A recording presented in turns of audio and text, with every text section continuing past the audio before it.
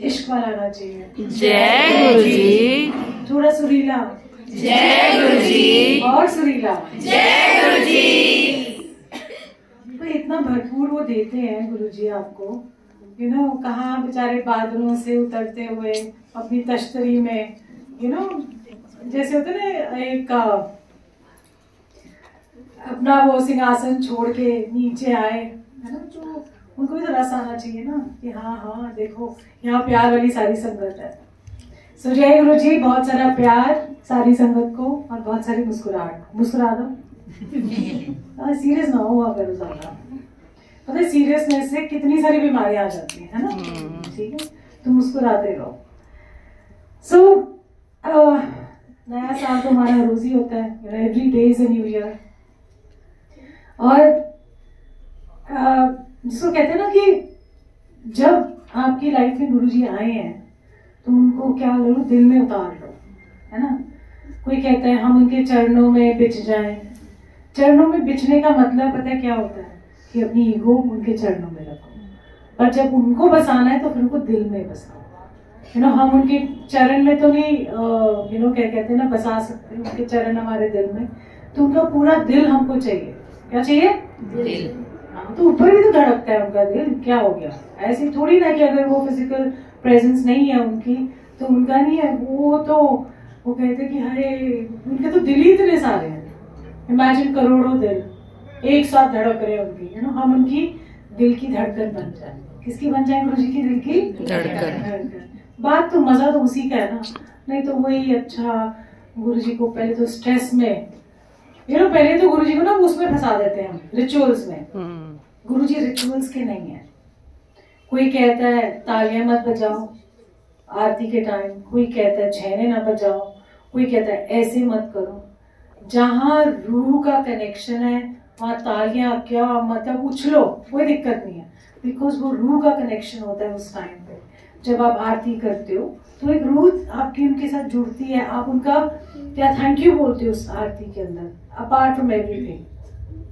सो आज का जो समय गुरुजी ने बांधा है, तो आज तो वो टोटल इश्क, ऐसा कहाँ मिलेगा, है ना यार?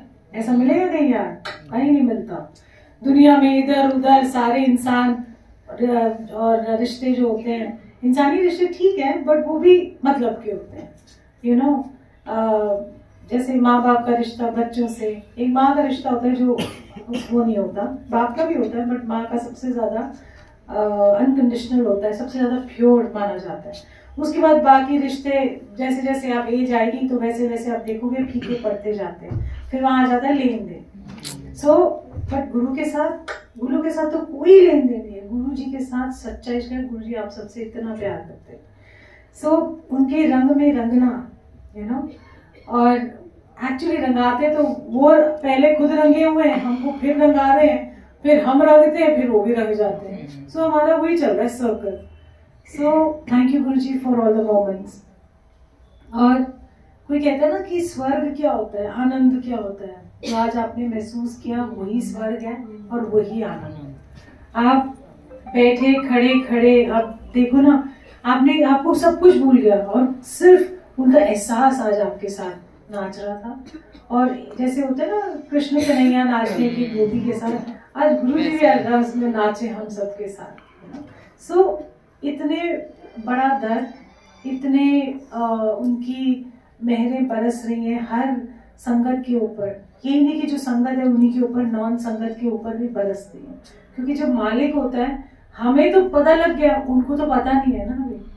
जिनको नहीं पता, जो अनजान है इस चीज से, मुझे लगता है कि क्या बोलूं, मतलब कितना कुछ, मुझे लगता है कितना कुछ वो खोए। मतलब हमें लगता है, तभी हम उनको कहते तू भी आ जा। रस क्या होता है, हम कहते ये भी रस ले, वो भी रस ले। तो आज ये जो समा बांधा है गुरुजी ने, एक्चुअली हर सत्संग में हमारे को तो ऐसे ही रस आता है, पर आज कभी कभी क्या होता है कि आज वो हमको रस दे रहे थे, आज हमने कहा आज हम उनको रस देते हैं, है ना। कभी बोल्ड होना चाहिए ना, कि बोला चाहिए ठीक है आप हो मालिक, बड़े बड़े दिल वाले, बड़ा प्यार करते हो और निस्वार्थ प्यार करते हो, बट और रस भी देते हो। आज संगत भी दिल से आज निस्वार्थ प्रेम निकला आपके अंदर से, क्या फूटा एकदम से, जिसको कहते हैं ना निस्वार्थ प्रेम निकला, तो आज हमारे अंदर से रस बरसा, तो आज गुरुजी ना भवरा बन के सारे रस लेके आए थे। सो ये इनका प्यार है। बहुत कुछ आप सीखने को मिलता है, आप सत्संग में आते हो और शब्द कीर्तन से भी आप बहुत कुछ सीखते हो। सत्संग भी बहुत सारे आप करते हो कि कैसे कैसे गुरुजी ने अपने कल्याण किए हैं, अजीब, मतलब आप सोच भी नहीं सकते कि ऐसा कल्याण किया। जिस दर पे, जैसे आपने देखा कि आज कोड़ी को कैसे, जहाँ उसको अभागा माना जाता था और उसको क्या उसकी काया पलट हुई और क्या उनकी मौज आई कि कहाँ से कहाँ पहुंचा दिया। ठीक है ना। सो गुरुओं के दर, परमात्मा के दर ऐसे ही होते हैं, यहाँ भी ऐसे ही है और फर्क कोई नहीं है कहीं भी, कोई भी दर हो वहाँ फर्क तो कोई भी नहीं है। फर्क हमारे एहसास का है, हमारी भावनाओं का है और कुछ नहीं है। हम मंदिरों में जाते हैं तो कुछ नहीं, हमको लगता है हम सबसे आगे होने चाहिए, हमें ही सबसे आगे होना चाहिए था, हमको तो कोई पूछ ही नहीं रहा। पर ये देखो, वो कहते ना, वो तो आए तो सबकी नजरें उन पे, पर उनकी नजर किस पे होती है वो ही जानते। सो हम ऐसे बन जाएं कि बस वो हमें ही देखते रह जाए, बड़े सेल्फिश होना चाहिए इस मामले में। ये प्यार है, ये प्यार का खेल है। ऐसे हम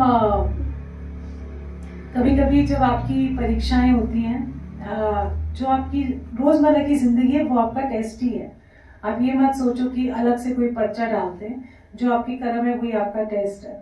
तो कभी कभी जब आप सत्संग की सेवा में होते हैं ना, तब भी आपके बड़े टेस्ट होते हैं। तो मैं अभी बताती हूँ कि हमने ना 14 तारीख को कैथल जाना था सत्संग के लिए, सीवन, और 14 तारीख को सबसे ज्यादा धूम थी, सुबह के टाइम पे।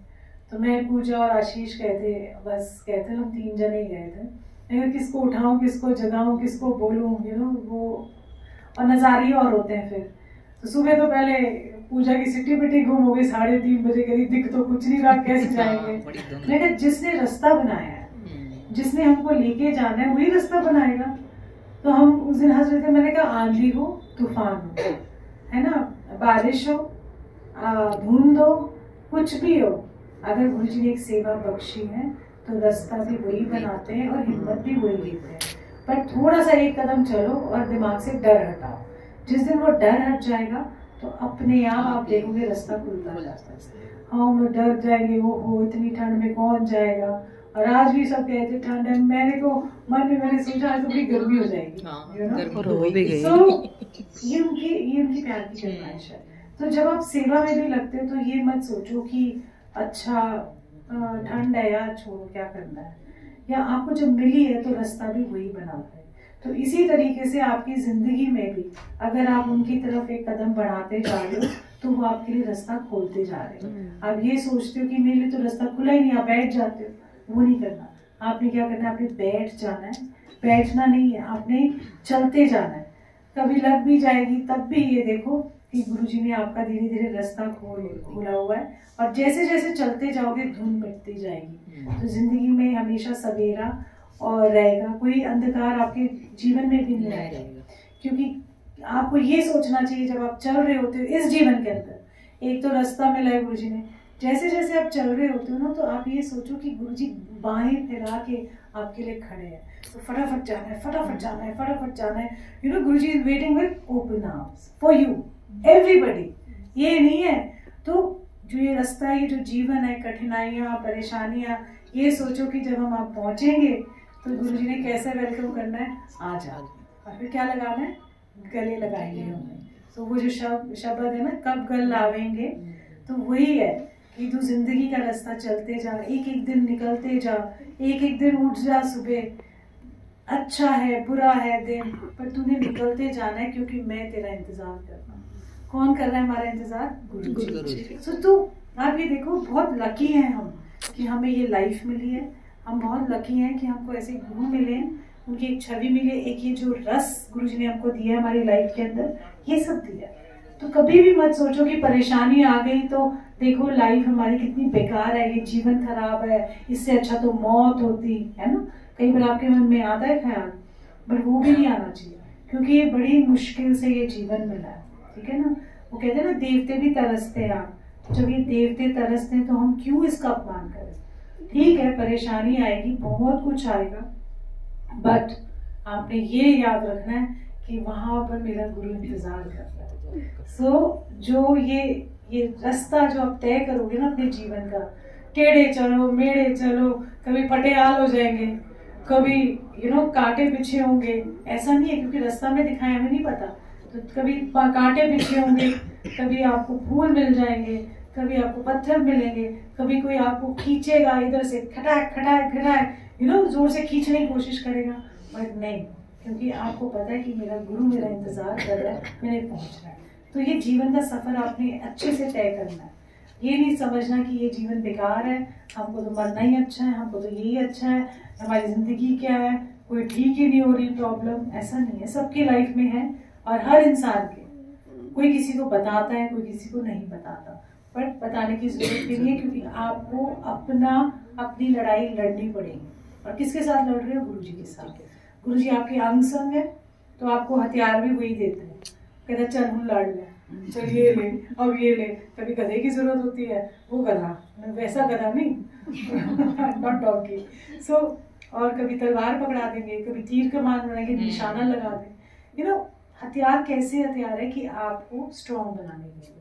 सो जब गुरु आपके संग हैं तो बीमारी और भी पर्सनल प्रॉब्लम्स, फाइनेंशियल प्रॉब्लम्स, ब्ला ब्ला ब्ला, जितनी भी नॉर्मल जिंदगी जीने के लिए जो हमारी चलती हैं चीजें, उसके लिए गुरुजी आपको पूरा प्रिपेयर करते हैं और स्ट्रॉन्ग बनाते हैं। सो हर सत्संग में आओ तो ये सोचो कि आपने स्ट्रॉन्ग बन के जाना है, आप पहले से बेहतर हो। कौन आपको सिखा रहा है शब्द जो आपको गुरुजी ने, हमने सबको ये एक गिफ्ट दिया है। मैं हमेशा कहती हूँ satsang is a gift, don't take it otherwise. इसको बहुत हल्के मत लिया करो। सत्संग है, चलो चलते हैं, लंगर खा के आ जाएंगे, बस दैट्स इट। नहीं, गूढ़ भाव जो सत्संग का है वो कुछ लेके जाना है ना। कितने सारे गुण हैं, गुरु बख्शीश करे, उनकी रजा में कैसे आए हम। सब कहते हैं कि गुरु की रजा में चलना चाहिए, भगवान की रजा में। तो इसका मतलब है अगर कोई पहाड़ जैसी कोई चीजें आए तो वो भी उनकी रजा है। वो जानते हैं कि जब तक सोना तपेगा नहीं, उस आग से निकलेगा नहीं, उस भट्टी से निकलेगा नहीं, वो चमकेगा नहीं, पॉलिश नहीं होगा। क्यों? क्योंकि जब वो जल रहा होता है तो उसके अंदर की आग है, जो अंदर की जो प्रेम की ज्वालामुखी है अपने गुरु या परमात्मा के प्रति, वो नहीं आएगी कभी। सो ये सारे आपके टेस्ट हैं, जो सारी लाइफ की सिचुएशंस हैं, ये सोच लो कि आप खरा सोना बना रहे हैं गुरु जी हमको। जब तक वो खरा नहीं होगा तब तक वो गुरु जी के मस्तक का ताज भी नहीं बन सकता, ठीक है ना।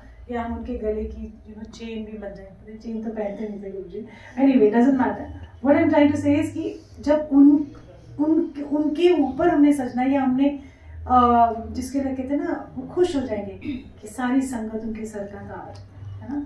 वहाँ बैठे भी सारे सभा करते होंगे, पक्की बात है, पता नहीं कौन कौन उनके साथ सभा में बैठते होंगे। तो मैं तो इमेजिन करती हूँ कि वो सभा में सारे बैठे हैं और सारे हम देखो रस ले रहे हैं, कह रहे बढ़िया है यार, मुझे बोलिए तेरा काम बढ़िया जाएगा, कह रहे यार मैंने, हम फिर बोलेंगे अच्छा इधर भी चले जाओ, इधर भी थोड़ा सा डलवा दो रस। सो शोशेबाजी से ज्यादा हमको क्या दे रहे हैं गुरु जी? रस। और ये रस आपने कभी देखा नहीं, कभी महसूस नहीं किया था, तो कहाँ महसूस किया हमने? गुरु जी के पास। सो हमारी जो जीवन की जिसको कहते हैं नैया को भी पार वही लगाएंगे, हमारे को हाथ पकड़ के वही लेके जा रहे हैं, हमको ये सत्संग की घड़ियाँ वही लेके आते हैं। नहीं तो घर से निकलो तो पीछे से आवाज आती, किधर जा रहे हो? सत्संग, रोज ही सत्संग, कितने जा रहे हो? रोज सत्संग। तो हम सोचते हैं कि अच्छा ठीक है बाद में आके निपटेंगे, पहले तो जाए तो सही अपना तो रस लें, क्योंकि पता नहीं कल है या नहीं है, यू नेवर नो। सो हमारे को इसीलिए सत्संगों में जहाँ भी हम जाएं, प्लीज कहीं भी सत्संग हो, ये नहीं कि आपने वहाँ जाके भी क्या कहते हैं उसको, रस लेना है और दूसरों को भी बताना है कि रस क्या चीज है। मतलब बताना इन द सेंस कि महसूस करने के लिए बोलना है। नहीं तो कोई लोग आते हैं, इधर देखते हैं, उधर देखते ही जाएंगे, इधर देख रहे हैं, उधर देख रहे हैं, एक ही पाके आई, अच्छा ये पहले भी आई है, वो नहीं संगत लग रही है, मतलब ध्यान उधर है, ध्यान अपने अंदर नहीं है। हमको ये ध्यान रखना है कि आगे आने वाली जनरेशन्स भी, ये नहीं कि सिर्फ हम तक ही सीमित रहे, तो आपकी आगे आने वाली जनरेशन है वो भी ट्रेन हो, ताकि जो हम ये रस की लड़ी हमेशा जिसको कहते हैं ना आबाद रहे, क्या कहेंगे, रस की लड़ी हमेशा दुनिया में इसका कहते हैं प्रकाश रहे। तो हम रहें ना रहें, बट ये जो रस की पुकार जो हमें गुरुजी ने दी है ये हमेशा रहे। तो ये आगे हम बांटते जाएंगे, और आगे आगे जैसे हम जाते जाएंगे तो एक दूसरे को साथ लेके, और जिसने एक्सपीरियंस कर लिया फिर वो आगे भी एक्सपीरियंस करे। तो सिंप्लिसिटी में रहो, सत्संग में भी सिंप्लिसिटी में रहो, निंदा चुगली बिल्कुल नहीं करनी। किसी की निंदा करने से सारा भार अपने ऊपर आता है। ऐसे ही हमने अपनी लाइफ में बहुत कुछ सीखा है। सत्संग तो बहुत होते हैं, वो यूट्यूब में देखते रहते हैं, समझ नहीं आती कभी कौन सा सत्संग सुना कभी कौन सा। पर ये जो छोटे छोटे वो कहते हैं ना नुस्खे होते हैं ना, जो दादी माँ नुस्खे वो आपको बदलते हैं और बाकी तो सत्संग और कोई सुनाना चाहे तो प्लीज डेफिनेटली सुना सकता है। उससे सत्संग नाम किसी को हाँ ओके। सो हमारी जो, चलो एक छोटा सा सुनाई देते हैं सत्संग, कोई ना कोई तो सुनाई देंगे। हमने जैसे कौन सा सुनाऊं मैं सत्संग, मैं सुनाते सुनाते फिर भूल जाती हूँ।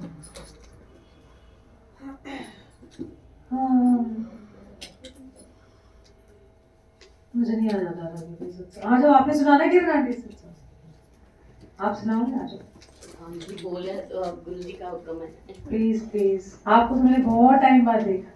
हाँ मैं आई थी 1-1.5 साल पहले। हाँ जी, घबराहट हो गई थी। हाँ पर आपके सत्संग बहुत मिस करते हैं, जो हमने उस टाइम पे एंजॉय किया।